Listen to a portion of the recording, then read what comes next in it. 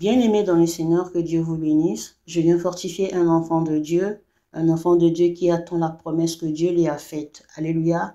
Bien-aimé, toi qui m'écoutes, peut-être que tu te fais des soucis parce que tu n'as pas encore reçu ce que Dieu t'a promis. Bien-aimé, premièrement, vous devriez savoir que le Seigneur ne vous a pas oublié. Si Dieu vous a promis quelque chose, il vous le donnera.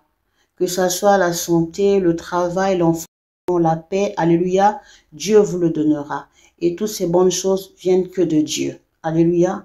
La deuxième chose que vous devriez savoir, que notre Dieu, l'Éternel des armées, fait toutes bonnes choses en son temps. Alléluia. Il faut attendre le temps de Dieu. Ce qu'il a dit, il le fera.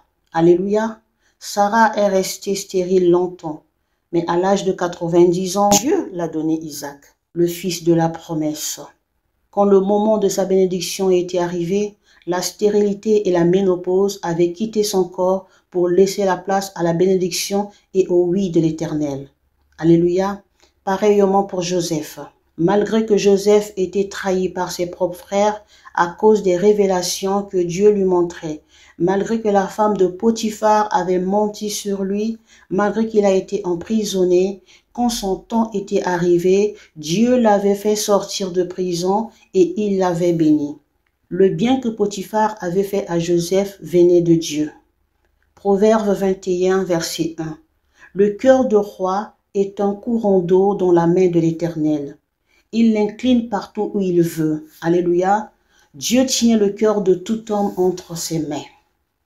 Il fut aussi le cas de Baltimée. Nous allons lire la parole de Dieu. Nous sommes dans Marc chapitre 10, versets 47 à 53.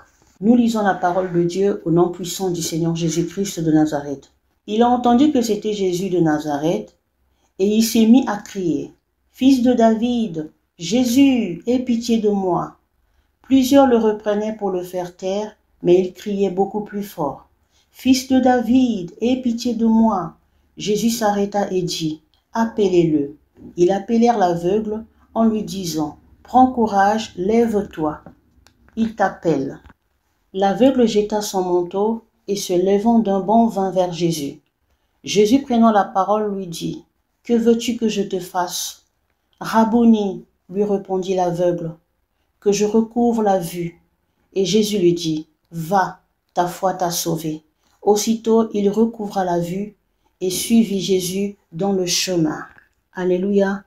Malgré que la foule faisait tout pour le faire taire, Baltimée a crié très fort. Et le Seigneur a écouté sa voix et il a été guéri. Là aussi, c'était le temps de Baltimée. Alléluia. Bien-aimé, toi qui m'écoutes, garde ta foi en Dieu. Ton temps va arriver. Quand le temps de votre bénédiction sera venu, les blocages et les paroles de malédiction vont tomber d'elles-mêmes pour laisser la place à ta bénédiction et au oui de l'Éternel. Alléluia. De votre côté, vous devrez aussi mener une vie de sanctification. N'oubliez pas que les bénédictions n'emmènent pas au ciel. La parole de Dieu nous dit dans Hébreux 12, verset 14, « Recherchez la paix avec tous et la sanctification, sans laquelle nul ne verra le Seigneur. » Alléluia. Vivez dans la crainte de Dieu et quand le temps de votre bénédiction sera venu, Dieu vous bénira. Alléluia. Que Dieu vous bénisse. Je vous dis shalom, shalom.